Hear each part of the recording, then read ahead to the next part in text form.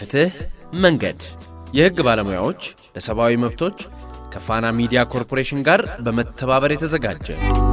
በዚህ ፕሮግራም የሰብአዊ መብት ጉዳዮችና ፍትህን የተመለከቱ ዝግጅቶች ይቀርቡበታል። የፍትህ መንገድ ፕሮግራሙ ዘወትር ማክሰኞና ሐሙስ ምሽት በፋና ሚዲያ ኮርፖሬሽን ይቀርብላችኋል። የፍትህ መንገድ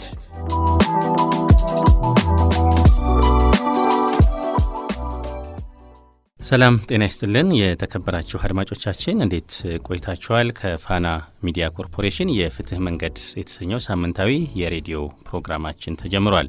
ፋና ሚዲያ ኮርፖሬሽን ከየህግ ባለሙያዎች ለሰብአዊ መብቶች ጋር በመተባበር በሚያቀርቡላችሁ በዛሬው ፕሮግራማችን የምንዳስሰው ሁላችንንም ሊያጋጥመን የሚችለውንና በዕለት ተዕለት እንቅስቃሴያችን ውስጥ የምናየውን የፖሊስ ብርበራ፣ ፍተሻና የተጠርጣሪዎችን መብት ይሆናል ማለት ነው።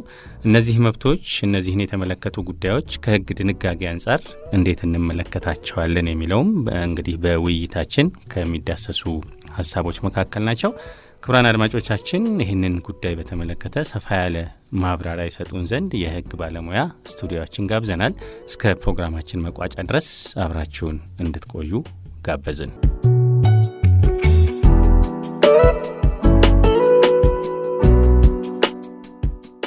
እንግዳችን ወደ ስቱዲዮአችን እንኳን ሰላም መጡ።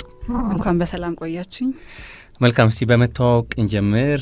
ማን ይባላሉ? የስራ ኃላፊነቱ፣ ሙያውስ የሚለውን እንተዋወቅ። እሺ፣ ጥሩ።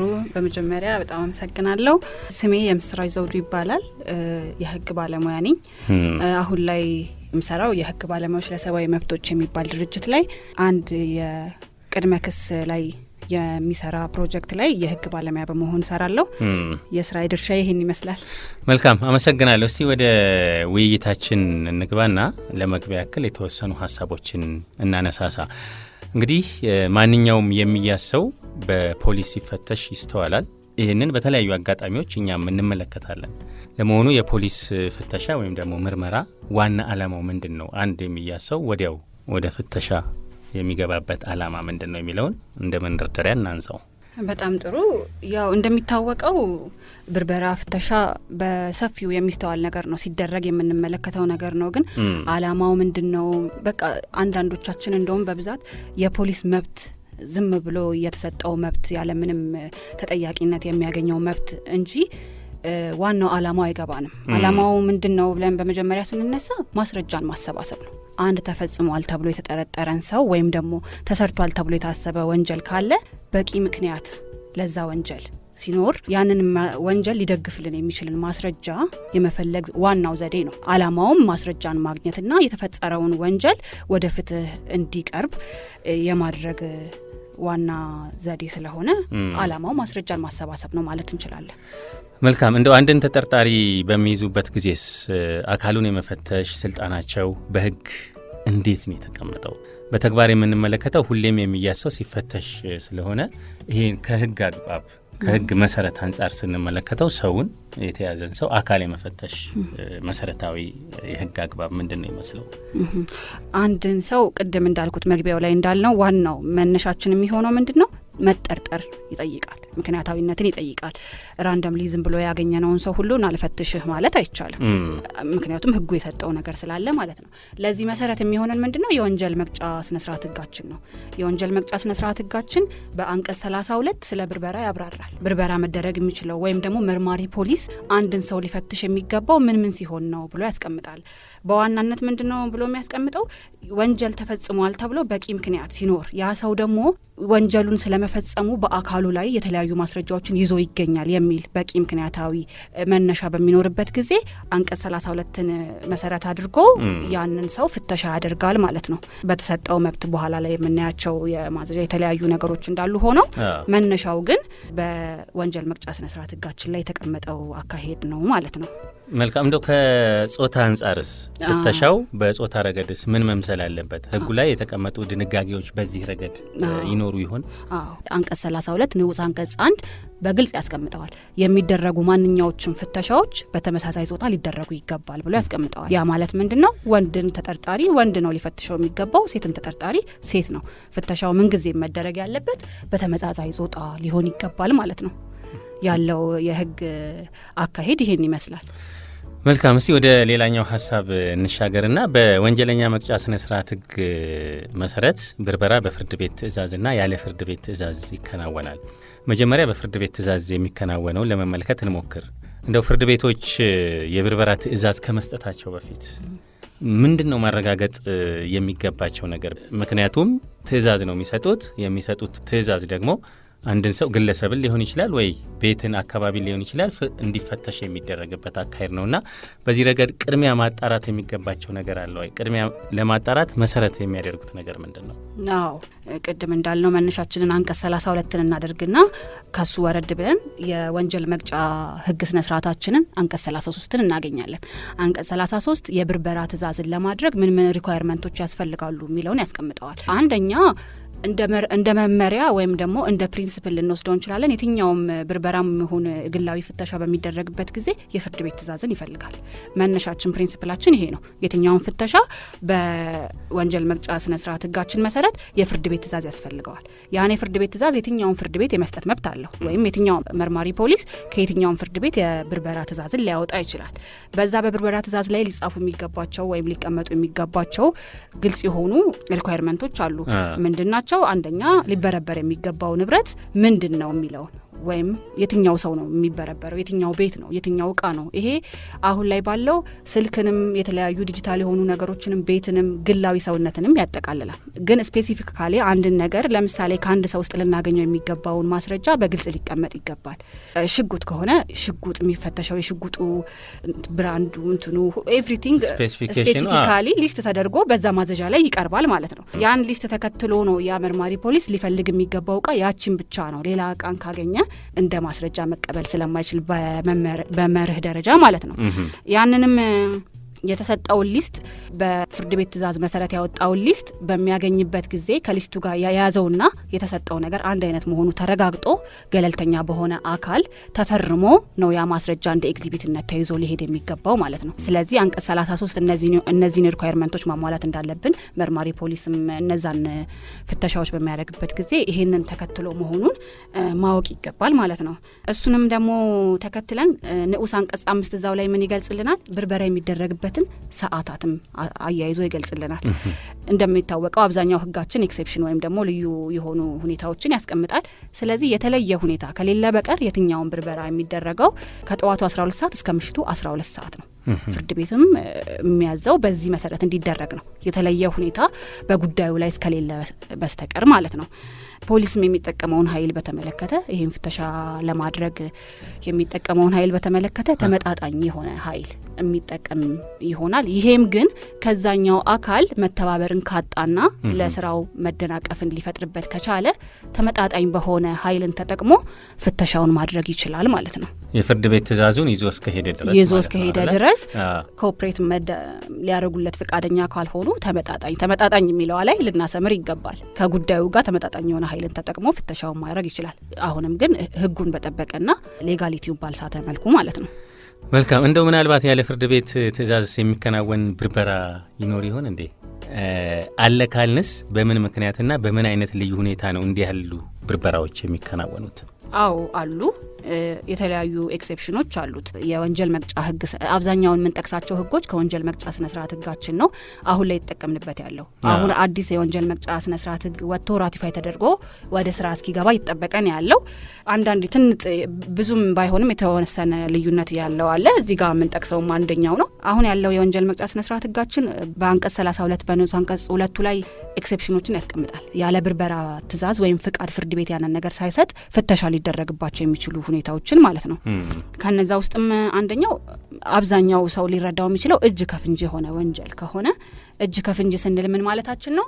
ሲሰርቅ ቀለል ባለ ማስረጃ ኤግዛምፕል በምናይበት ጊዜ አንድን ሰው ያን ወንጀል ሲፈጽም እጅ ከፍንጅ በፖሊስ አካል ከተያዘ ወይንም ደግሞ ያንን የወሰደውን እቃ ወደ ሌላ ቦታ ሲደብቅ ሲያስገባ ወይም ራሱም ተጠርጣሪው ሮጦ ሲገባ እጅ ከፍንጅ የሚባሉትን ነገሮች እነዚህ ያሟላሉ። እንደዛ በምናይበት ጊዜ ያንን ማስረጃ ለማግኘት የፍርድ ቤት ትዕዛዝን ይዘን መምጣት ላይ ይጠበቅብን ይችላል።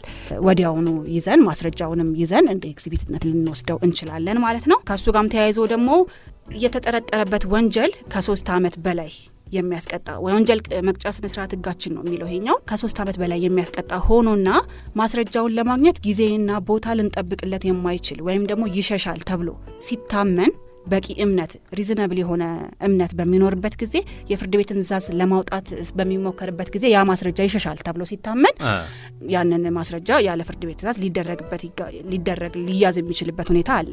እዚህ ጋር ግን አዲሱ አሁን የወንጀል መቅጫ ስነ ስርዓት ህጋችን አዲሱ የወጣው አሁን በቅርብ ወደ ስራ የሚገባው 3 ዓመት የምትለዋን ወደ 7 ዓመት ቀይሯታል። 7 ዓመት የሚያስቀጣ የተጠረጠረበት ወንጀል ክብደቱንም ለመግለጽ ነው። እዚህ ጋር ከ7 ዓመት የሚያስቀጣ ሆኖ ሳለና ማስረጃው ይሸሻል ተብሎ ሲታመን ያለ ፍርድ ቤት ትዕዛዝ ማስረጃ ሊወሰድና ብርበራ ሊደረግ የሚችልባቸው ጀስቲፊኬሽኖች ብሎ እንደ ኤክሴፕሽን አስቀምጦልን ይገኛል። እንዲህ አይነት አጋጣሚዎች ሲፈጠሩ ወይም ደግሞ ሲከሰቱ የፍርድ ቤትን ትዕዛዝ መጠበቅ አዳጋች ሊሆን ስለሚችል ይሄንን ሳንጠቀም ብርበራውን ልናካሄድባቸው የምንችላቸው ሁኔታዎች አሉ።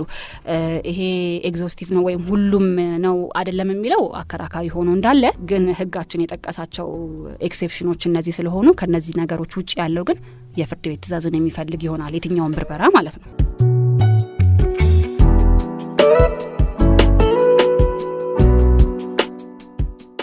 መልካም እንቀጥላለን። ክቡራትና ክቡራን አድማጮቻችን የፍትህ መንገድ ፕሮግራማችንን ነው እያደመጣችሁ የምትገኙት። የህግ ባለሙያዎች ለሰብአዊ መብቶች ከፋና ሚዲያ ኮርፖሬሽን ጋር በመተባበር የሚያቀርብላችሁ የህግ ግንዛቤ ፕሮግራማችን ነው። ከፕሮግራሙ ቁም ነገር ታገኛላችሁ ብለን ተስፋ እናደርጋለን።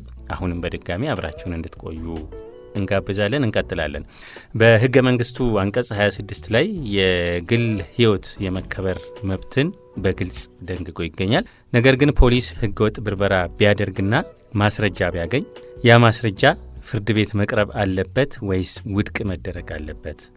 ሌላ ወንጀል ቢያገኝስ? በዛ ሂደት ቅድም በሰጡኝ ማብራሪያ ላይ ፍርድ ቤት ትዕዛዝ ሲሰጥ ለብርበራው ስፔሲፊክ የሆነ መበርበር ወይም መፈተሽ መፈለግ ያለበት ነገር እንዳለ ተቀምጧልና በዚህ ሂደት ሌሎች ወንጀል ናቸው ብለው የሚታሰቡ ነገሮችን ቢያገኝ፣ ሌሎች ማስረጃዎችን ቢያገኝ፣ ሌሎች ወንጀል ናቸው ብሎ ያሰባቸውን ሁኔታዎች ቢያገኝ በፍርድ ቤት በማስረጃነት ማቅረብ ይቻላል የሚል አንደምታ ያለው ጥያቄ ነው።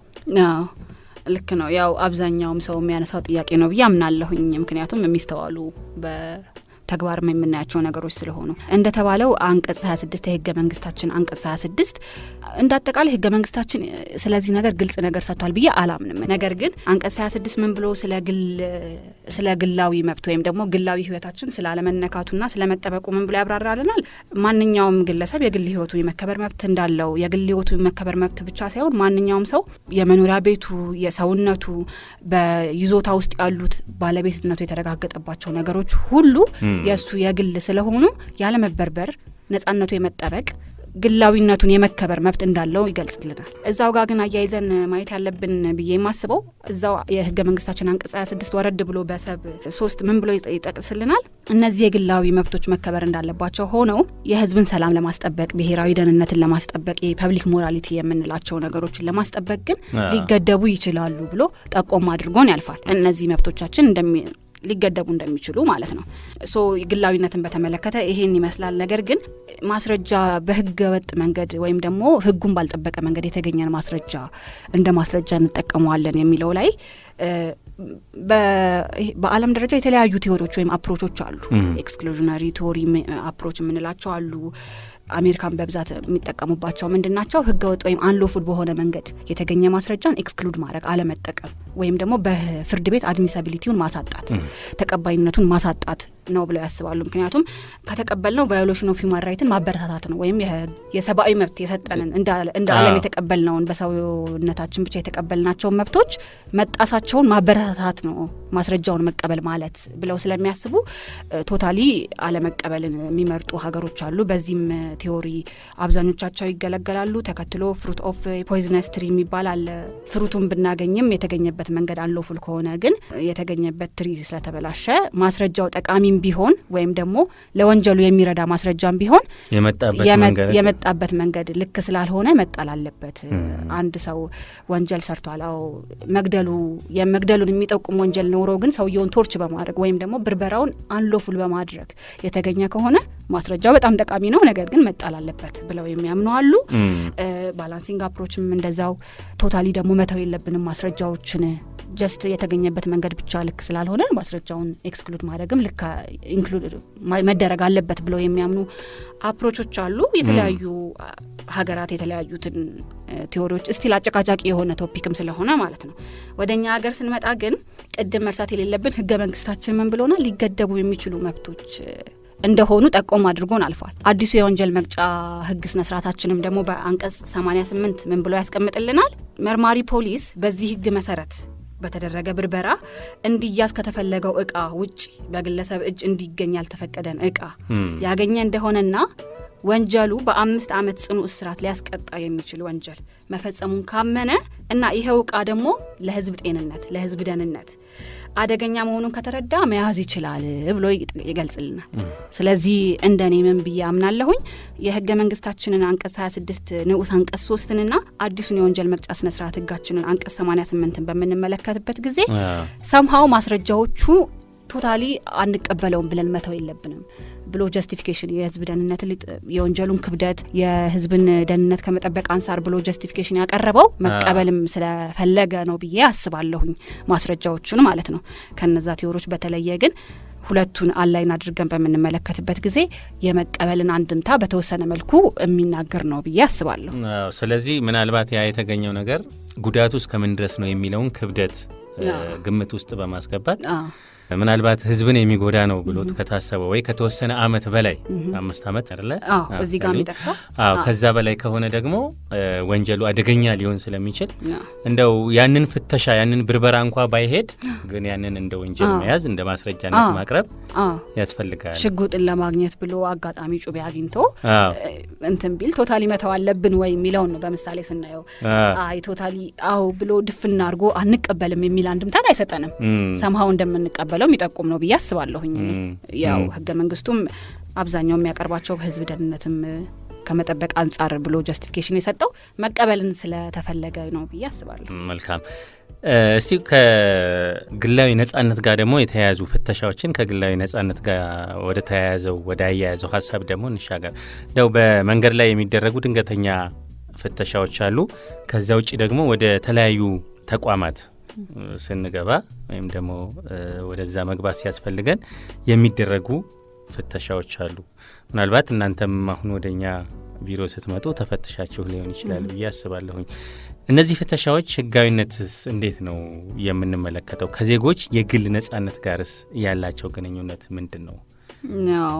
ያው ይሄ የሚስተዋል ነገር ነው። ድርጅቶችን በተመለከተ እንደኔም እንደሚሆነው ብዬ ማስበው ምንድነው አዎ የተለያዩ ድርጅቶች ስንገባ ሆቴሎች ሳይቀር ስንገባ ፍተሻዎች ይደረጋሉ። ቅድም ያልነውን አብዛኛው ያሟላል። ያው በተመሳሳይ ጾታዊ እንትን ማለታችንን ህጉን ባናቀውም በፕራክቲስ የተቀበልናቸው ነገሮች አሉ ስንኖር ማለት ነው። ስለዚህ ወደ ድርጅቶች ወደ ሆቴሎች ወደ ግል አገልግሎት ወደምናገኝባቸው ቦታዎች ላይ ስንገባ የሚደረገውን ፍተሻ በተመለከተ አንደኛ ከዛ ድርጅት የፕሮቶኮል የህግ ሁሉም ድርጅት አንጻር ስለሆነ ጀስቲፋያብል ነው ብዬ አስባለሁ። ሁለተኛ ደግሞ የመመለስን ካልፈለግን አንፈተሽም ካልን የመተውን መብትም ይሰጠናል። ስለዚህ የሆነን አገልግሎት ለማግኘት ከኛ የሚጠበቀውን ነገር እንደማድረግ እንደ ፕሮቶኮል እንደማሟላት ነው እንጂ በጣም ወደ ተለያየ የግል እንትናችን ወደ መጣስ ነው ብዬ አልወስደውም። ነጻነትን ወደ መጋፋት ነው ብዬ አላስበውም። ያው ከፕሮቶኮልም አንጻር መውሰድ እንችላለን። በተጨማሪ ደግሞ ወይ መግባት ወይ መውጣትም የሚለውን መተውም የሚለውን አማራጭ ስለሚሰጠን ማለት ነው። እኔ ችግሩ ነው ብዬ የማስበው አሁን ላይ በብዛት እየተመለከትናቸው ወዳሉት የግል ፍተሻዎች መንገድ ላይ የቆመን ድንገተኛ መንገድ ላይ ይሄድ የትኛው አካል ይሁን ማን ይሁን የትኛው መብት እንዳለው ማታውቀው ወይ ማናውቀው ሰው መታወቂያ አምጡ እና ተፈተሺ፣ እዛ ጋር ሂዱ፣ ተፈተሹ፣ ቁሙ፣ ጥያቄን ጠይቃቸዋለን። የተለያየ አይነት በየሰፈራችን ስንገባ ራሱ ዛሬ ፍተሻ አለ መንገድ ላይ የሚባል ነገር አለ። መኪናዎችን ማቆም እስከ መፈተሽ ድረስ ማለት ነው። ሰውን ብቻ አይደለም። እነዚህ ፍተሻዎች እየተለመዱ መጥተዋል። አሁን ላይ ምንድነው አብዛኛው ጀስቲፊኬሽን ቅድም ያነሳ ነው የህዝብን ደህንነት ከመጠበቅ አንጻር ብለው ነው ጀስቲፋይ የሚያደርጉት። ነገር ግን ያ መፈተሻ ማን ነው የሚለው ነገር ስቲል አወዛጋቢ ነው። የሚፈትሸኝ ሰው ማን ነው? የሚፈትሸኝ ሰው ለምንድን ነው? ምክንያቱም ምንድን ነው አይብራራልህም። አይተህ ከሆነ ና ተፈተሽ ነው ምክንያቱ። በቃ የሆነ የሚጠረጠር ነገር አለ፣ የሆነ ሰው የሆነ ግርግር ሊፈጥር እንትን ተብሏል ምናምን ነው የሚባለው። ሶ አሁንም የሚጠቀሙት ምንድነው የፐብሊክን ከመጠበቅ አንጻር ይሄ ህገ መንግስቱ የሰጠን ነገር አለ አይደለ እስከ መገደብ ያደርሳል ብሎ የወሰደው ሰው እነዛን ለምንድን ነው ብትላቸው ይሄ ከመንግስት የመጣ ትእዛዝ ነው ይባላል። ከዛ መንግስት ምን ብሎ ጀስቲፋይ ሊያደርግልን ይችላል? ህዝቡን ለመጠበቅ ነው። የሰፊውን ህዝብ ለመጠበቅ ሲባል ቅድመን ብለናል የአንድ ግለሰብ መብት እስከ መገደብ ይደርሳል። የሚገደብበት መንገድ ህጋዊ ነው ህጋዊ አይደለም አጨቃጫቂ ነው። ግን የሚሰጠው ጀስቲፊኬሽን አሁንም በፊትም ያለው የሰፊውን ህዝብ ለመጠበቅ ነው የሚል ነው። ኦፍ ኮርስ ሰፊውን ህዝብ ለመጠበቅ መብታችንም ሊገደብ ይችላል፣ ያሳምናል። ግን ደግሞ ግልጽ መሆን ያሉባቸውም ጉዳዮች አሉ። ምናልባት እንዲህ አይነት ነገሮች ሲያጋጥሙ ሰዎች ምንድነው ማድረግ ያለባቸው? ማለት የሚፈትሸንን አካል ከማወቅ አንጻር ሊሆን ይችላል። ምናልባት እዛ ጋር እኛም የራሳችን መብት ሊኖረን ይችላል። አንድ ግለሰብም የራሱ መብት ሊኖረው ስለሚችል ምንድነው የሚጠበቅበት? ማድረግ የሚችለውስ ነገር ምንድነው? አዎ ያው አንዳንዴ ማድረግ የምንችለውን ነገር ማወቃችን ብቻ ደፋር ያደረገንም። ነገር ግን አንዳንዴ ዝም ብሎ አሁን ራንደም ይሄ መንገድ ላይ ሁሉም ሰው የሚፈተሸውን ብቻ ሳይሆን ዝም ብሎ ሰው ቤት መጥቶ እንደዚህ ለመፈተሽ ነው ግቢውን ለማየት ፈልጌ ነው የሚሉ ነገሮች አሉ። ማነህ አንተ? መታወቂያህን ስጠኝ። የተለያዩ መታወቂያም ሰጥተው ሊያጭበረብሩ የሚችሉባቸው ሁኔታዎች ቢኖርም ግን ቢያንስ ቤዚክ የሚባሉትን ነገሮች መጠየቅ መቻል አለብን። በርህን አንኳኩቶ ግቢ ውስጥ የሆነ ነገር አለ መሰለኝ ልፈትሽ፣ የተለመደ ሁላችንም ሰፈር የሚያጋጥመን ማነህ? መታወቂያን አሳየኝ።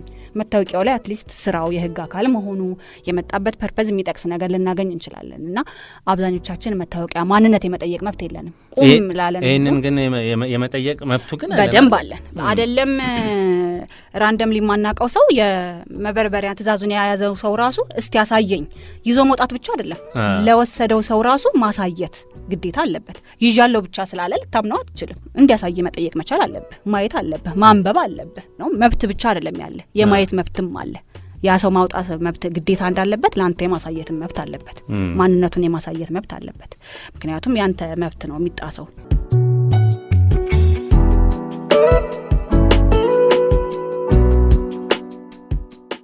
እንቀጥላለን። ክቡራትና ክቡራን አድማጮቻችን የፍትህ መንገድ ፕሮግራማችንን ነው እያደመጣችሁ የምትገኙት። እያደመጣችሁን ስለሆነ እጅግ አድርገን እናመሰግናለን። አሁንም የተለያዩ ሀሳቦችን እያነሳሳን ጥቂት ቆይታ እናደርጋለን። አንድ ተጠርጣሪ ከሰውነቱ ላይ የሚገኝ ማስረጃን ለምሳሌ የጣት አሻራ ሊሆን ይችላል ወይም የደም ምርመራን ተፈልጎ ወይም ተጠይቆ ሊሆን ይችላል። ያንን ለመስጠት ፈቃደኛ ባይሆን ምንድነው የሚደረገው ነገር? በዚህ ረገድ የህጉ መሰረት የህጉ አግባብ ምንድነው የሚለው? ጠቅለል አድርገን የህግ ማስረጃና የአሻራ ጉዳይን አሁን ከተነሳንበት ከብርበራ ጋር አያይዘን በምናይበት ጊዜ ያው የግል የውስጥ ወደ ውስጥ ደግሞ ገብቶ ስቲል ማስረጃ የማፈላለግና የማግኘት ጉዳይ አይደለ። ከላይ ካለን ነገር ውጪ ወደ ውስጥ ደግሞ ገብቶ ስቲል ማስረጃ የማፈላለግ ዘዴ ነው። የህክምና ማስረጃ ራሱ ትልቅ ጠቃሚ ስለሆነ ለሚደረገው ምርመራ ማለት ነው። ስለዚህ ቀጥታ የቱ ጋር እንሄዳለን? እዛው የወንጀል መቅጫ ህግ ስነ ስርዓታችን በአንቀጽ 34 ምን ብሎ ያስቀምጥልናል? በፍትሐ ብሔር ህግ ቁጥር 20 የተቀመጠው ወይም የተመለከተው ቢኖርም የትኛው መርማሪ ፖሊስ ተከሳሹ የተከሰሰበትን ወንጀል ተመልክቶ ምርመራ ማዘዝ አስፈላጊ ነው ብሎ ሲያምን ምርመራውን ሊያደርግ በሚችል የጤና ባለሙያ ምርመራው እንዲደረግ የማዘዝ መብት አለው ይላል። የሲቪል ኮዳችን ወይም ደግሞ የፍትሐ ብሔር ህጋችን ላይ የተቀመጠው 20 እንዳለ ሆኖ ለማለት የፈለገው ምንድነው? የፍትሐ ብሔር ህጋችን አንቀጽ 20 ምንድነው የሚለው? ማንም ሰው የሐኪም ምርመራ እንዳይደረግለት እምቢ የማለት መብት እንዳለው ነው የሚነግረን። እዛው ጋር ግን ወረድ ብሎ በ20 ሰብቱ ላይ ደግሞ ለህዝብ ጥቅም ሲባል ሰዎች የግዴታ መደረግ ያለባቸው ክትባቶች ሊሆኑ ይችላሉ፣ የተለያዩ ነገሮችን የሚመለከቱ አዋጆች አሉ። እነዛን አዋጆች ግን አያጠቃልልም ይላል። 20 ላይ ምርመራ አላደርግም ብሎ የማለት መብትን ይሰጠውና ወረድ ብሎ ደግሞ አዋጆቹን ግን እነዛ የተጠቀሱት አዋጆች በእነዛ የተጠቀሱት አዋጆች የመከተብ የመመርመር ለህዝብ ጥቅም ሲባል ግዴታ ይሄ አሉ አይደል? አዳዲስ ወረርሽኝ በሽታው እነሱን አዋጅ አላቸው የራሳቸው። እነሱን አዋጆች ግን አያጠቃልልም ይላል። እዛው ደግሞ የፍትሐ ብሔር ህጋችን አንቀጽ 22 ላይ ስንሄድ አንድ ሰው የምርመራ ይደረግልህ ተብሎ እምቢ ካለ ምርመራ የሚደረግበት አላማ ወይም ፐርፐዝ አለ አይደለ? ማስረጃን ለማግኘት ያ ነገር እንዳለበት ተደርጎ ይቆጠራል ይላል።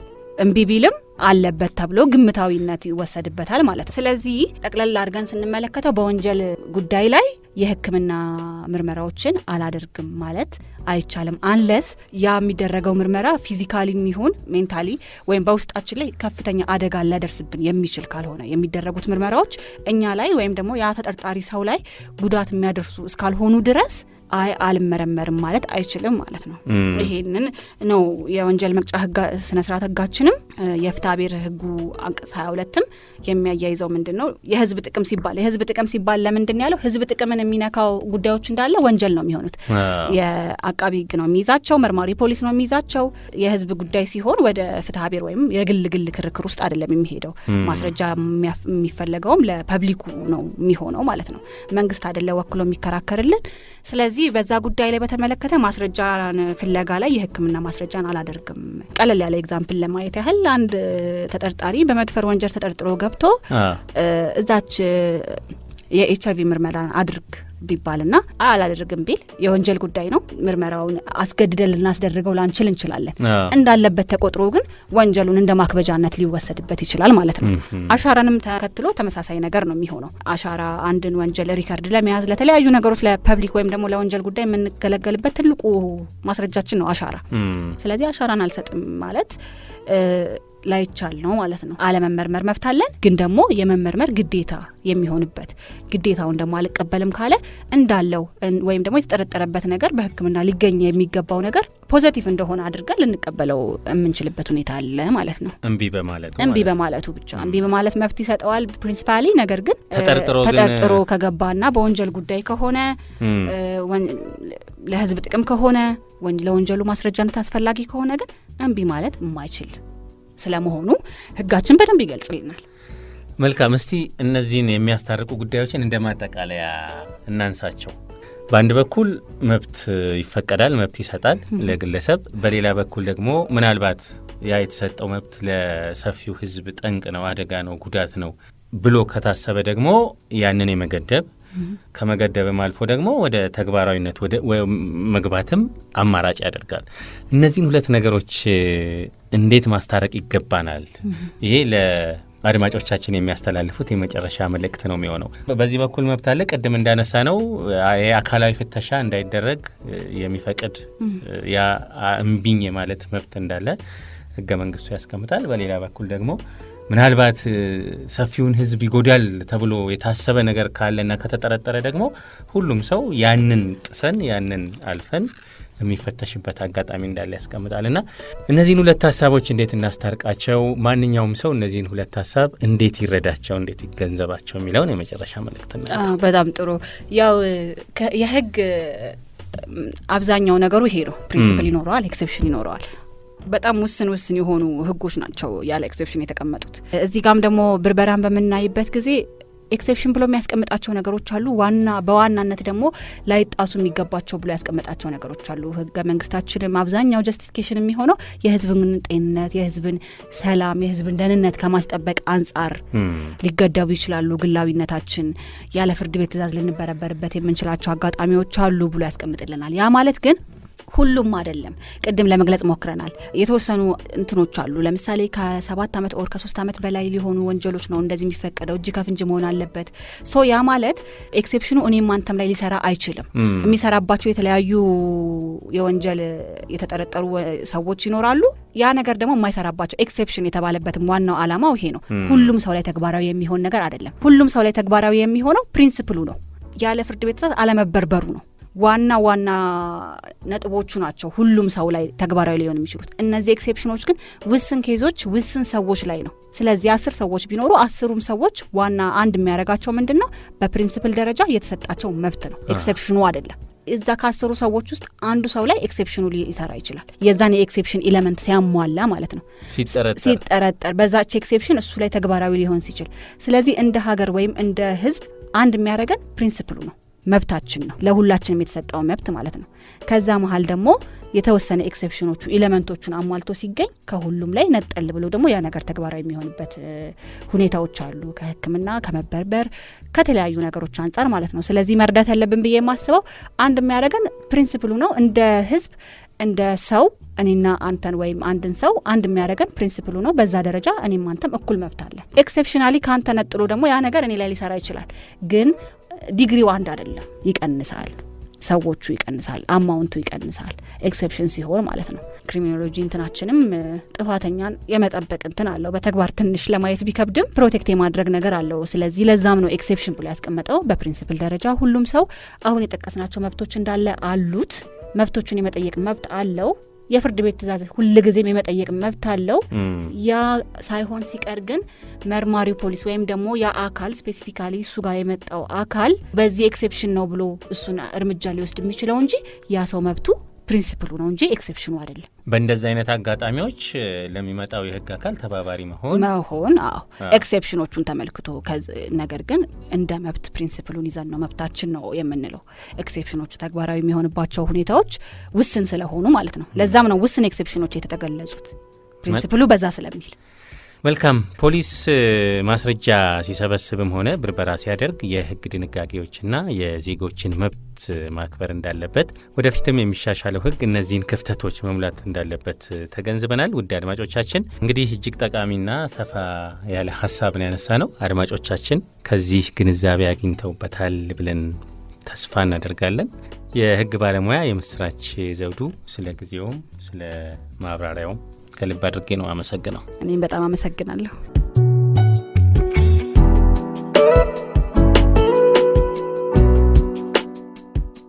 ክቡራትና ክቡራን አድማጮቻችን የዛሬው የፍትህ መንገድ ፕሮግራማችን በዚህ ይጠናቀቃል። ስለ ቆይታችሁ፣ ስለ አብሮነታችሁ ሁሉ እናመሰግናለን። ሳምንት በሌላ ርዕሰ ጉዳይ እንጠብቃችኋለን። እስከዚያው በሰላም ቆዩ። እኔ መንግስቱ ስፍር ነበርኩኝ። መልካም ጊዜ።